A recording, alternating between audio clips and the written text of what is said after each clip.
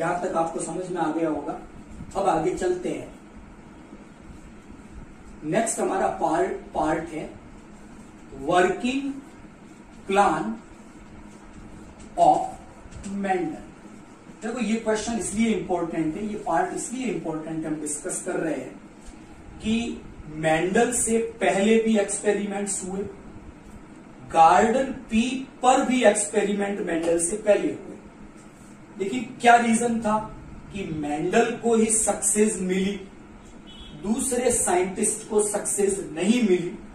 तो ये टॉपिक इससे रिलेटेड है कि मेंडल के काम करने की जो स्ट्रेटजी, जो प्लानिंग थी, वो दूसरे साइंटिस्ट से बिल्कुल डिफरेंट थी। तो मेंडल की सक्सेस के पीछे क्या रीजन थे, ऐसा भी एक क्वेश्चन बन सकता है।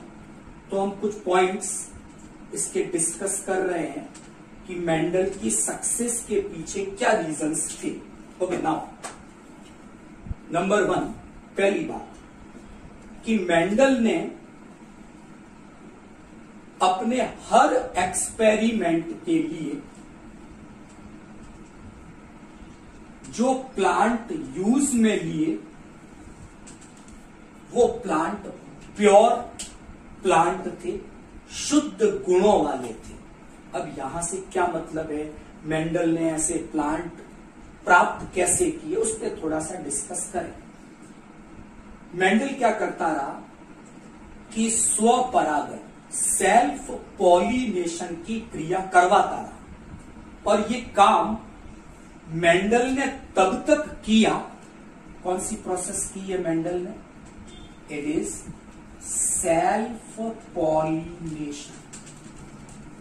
और ये सेल्फ पॉलिनेशन मेंडल ने तब तक किया जब तक कि वही लक्षण बार बार रिपीट ना होता रहे, और इस प्रकार मेंडल ने एक प्योर लाइन प्राप्त की और इन्हीं प्योर प्लांट को अपने एक्सपेरिमेंट के लिए सेलेक्ट किया। पहला रीजन तो आप ध्यान रख लें कि मेंडल ने जो भी प्लांट यूज में लिए वो प्योर शुद्ध पादप थे, और इन पादपों को उसने प्राप्त किया है बार बार सेल्फ पॉलिनेशन की क्रिया के द्वारा।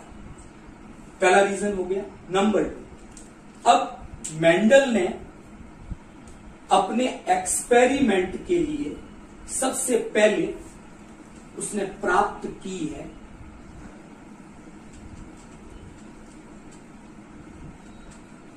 F1 generation. ओके, F का मतलब है फिलियल, पीढ़ी कह सकते हो आप।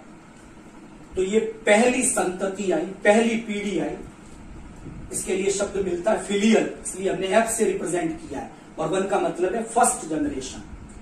तो फर्स्ट जनरेशन प्राप्त करने के लिए आपको ध्यान रखना है, मेंडल ने यूज में ली है टेक्निक क्रॉस पॉलिनेशन की। हिंदी में कहेंगे पर परागण, कृत्रिम परागण करवाया है। अब यहां थोड़ा सा पीछे वाले पार्ट पे आते हैं। हमने लिखा था कि जो गार्डन पी प्लांट है उसके फ्लावर तो बाइसेक्सुअल है, मतलब उनमें तो चांस है सेल्फ पॉलिनेशन का, और मेंडल को F1 जनरेशन प्राप्त करने के लिए करवाना था cross pollination. It means self pollination की संभावनाओं को छोड़ दिया जाए, ना हो, और इसके लिए मेंडल ने एक इंपॉर्टेंट टेक्निक यूज में ली। इस टेक्निक को हम इमेस्क्यूलेशन, हिंदी में आप लोग ध्यान रखें, इसे हम विपुंसन कहते हैं।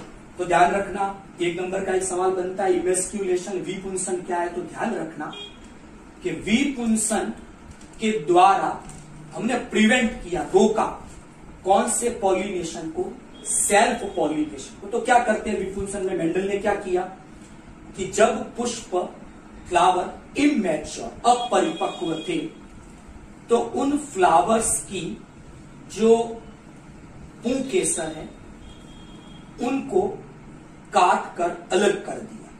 तो ऐसे पुष्प बंधीय हो गए, मतलब उनमें अब कोई संभावना नहीं है सेल्फ पॉलिनेशन की। नंबर 2, अब मेंडल ने आर्टिफिशियल पॉलिनेशन करवाया क्रॉस के लिए। और नंबर 3 कि एक बार जब किसी दूसरे फ्लावर के, किसी दूसरे प्लांट के, हमने कहा था कि विपर्यासी लक्षण है, तो एक प्लांट टॉल है, उसके फ्लावर में से हमने पुंकेसर काट के अलग कर दिए। एक प्लांट ड्वार्फ है, उसमें से पुंकेसर एक ब्रश पे लिए और पहले वाले प्लांट की वर्तिकाग्र पे लाके डाल दिए। It is artificial pollination. तो विपुंसन से सेल्फ पॉलिनेशन रुका, लेकिन अभी भी संभावना है कि किसी और पुष्प के परागकण वायु द्वारा इस वर्तिकाग्र पे कीट द्वारा आ जाए। तो अभी हमें दूसरे परागण को रोकना है, तो इसके लिए मेंडल ने बैगिंग, थैलीकरण की क्रिया काम में ली। ऐसे जो पुष्प है जिनमें कृत्रिम परागण करवाया है, एक पॉलीथीन की थैली की सहायता से इन प्लांट्स को, इन फ्लावर्स को कवर कर दिया। तो इन टेक्निक के द्वारा मेंडल ने F1 जनरेशन प्राप्त की। तो आपके लिए इंपॉर्टेंट है, F1 जनरेशन प्राप्त करने के लिए मेंडल ने क्रॉस पॉलिनेशन टेक्निक यूज में ली है। यहां आप सवाल तैयार कर सकते हैं विपुंसन के ऊपर, थैलीकरण के ऊपर। नाउ नेक्स्ट, इसके बाद मेंडल ने इस F1 जनरेशन के सेल्फ पॉलिनेशन के द्वारा F2 जनरेशन प्राप्त की। तो दो चीजें याद करने लायक है, कोई कंफ्यूजन नहीं होना चाहिए। आगे हम जब एक्सपेरिमेंट डिटेल में डिस्कस करेंगे तो आएगा कि F1 जनरेशन तो मिली है क्रॉस पॉलिनेशन से, और F1 जनरेशन के सेल्फ पॉलिनेशन से मेंडल ने कौन सी जनरेशन ली है? F2 जनरेशन ली है। ओके, ये वर्किंग प्लान है मेंडल का। पहले प्योर प्लांट्स काम में लिए हैं, F1 जनरेशन के लिए उसने क्रॉस पॉलिनेशन किया है, F2 जनरेशन के लिए उसने वापस स्वपरागण, सेल्फ पॉलिनेशन टेक्निक को काम में लिया। नेक्स्ट, अब ये जो भी रिजल्ट मिले, मेंडल ने अपने रिजल्ट को दोबारा चेक किया कि जो रिजल्ट्स आ रहे हैं वो सही है या नहीं।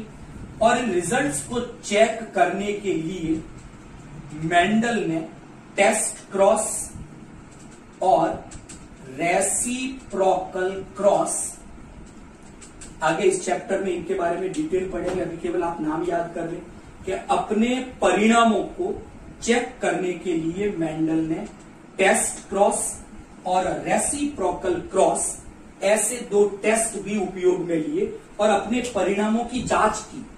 नेक्स्ट, मेंडल की सफलता के पीछे पांचवा जो रीजन या जो उसका वर्किंग प्लान था वो था मेंडल ने अपने हर एक्सपेरिमेंट को F3 जनरेशन तक किया, 3 पीढ़ियों तक अपना ये काम करता रहा। नेक्स्ट, मेंडल ने अपना जो ये वर्क किया वो किया था गार्डन पी पर, और एक संयोग था कि मेंडल ने अपने एक्सपेरिमेंट के लिए 7 कॉन्ट्रास्टिंग ट्रैक्स का सिलेक्शन किया, और गार्डन पी में टोटल नंबर ऑफ क्रोमोसोम भी 7 है, और ये 7 ट्रैक के रिस्पॉन्सिबल जीन अलग अलग क्रोमोसोम पे प्रेजेंट थे। तो लिंकेज जैसी घटना का मेंडल को सामना नहीं करना पड़ा और उसके रिजल्ट अफेक्टेड नहीं हुए।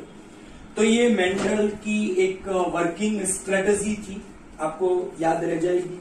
एक 2-3 मार्क्स का क्वेश्चन बनता है कि मेंडल ही सक्सेस क्यों हुआ, बाकी साइंटिस्ट क्यों नहीं हुए। तो मेंडल के काम करने का तरीका अलग था, तो तरीके के बारे में हमने डिस्कस किया। हम और मेंशन कर सकते हैं कि मेंडल ने पहली बार अपने रिजल्ट रिप्रेजेंट करने के लिए मैथमेटिक्स को यूज में लिया। उसने अपने परिणाम अनुपात के रूप में प्रदर्शित किए, रिजल्ट का सरलीकरण हुआ। यह भी कहा जा सकता है कि मेंडल ने अपने जो ये एक्सपेरिमेंट्स किए उसमें वो सफल इसलिए भी रहा कि मेंडल ने अपने सभी एक्सपेरिमेंट के रिजल्ट अलग अलग रखे ताकि किसी भी प्रकार की मिक्सिंग ना हो। यहां तक ठीक, मेंडल ने ये जितना भी काम किया, मेंडल को अपने जीवन काल में इस कार्य का कोई क्रेडिट नहीं मिला, क्योंकि जिस समय मेंडल ये काम कर रहा था उसका समकालीन वैज्ञानिक था चार्ल्स डार्विन, वो उस समय का फेमस साइंटिस्ट था। तो मेंडल के इस वर्क पर किसी वैज्ञानिक का ध्यान नहीं गया। मेंडल की मृत्यु के लगभग 34 वर्ष बाद 3 वैज्ञानिकों ने दोबारा इन प्रयोगों को किया। नाम है उन वैज्ञानिकों के याद कर सकते हैं। 1 नंबर का क्वेश्चन बनता है, give the name of the scientist who discover Mendel's experiment. तो 3 वैज्ञानिक है जिन्होंने दोबारा खोज की है। इसमें से एक का नाम है ह्यूगो डी व्रिज, आगे डिटेल पढ़ेंगे इसके बारे में। दूसरा साइंटिस्ट है वॉन शेरमॉक और तीसरा साइंटिस्ट है कॉर्ल कॉरेंस। जर्मनी का जो कॉर्ल कॉरेंस है उसी ने इस कार्य के आधार पर वंशागति के नियम दिए, लॉ ऑफ इनहेरिटेंस।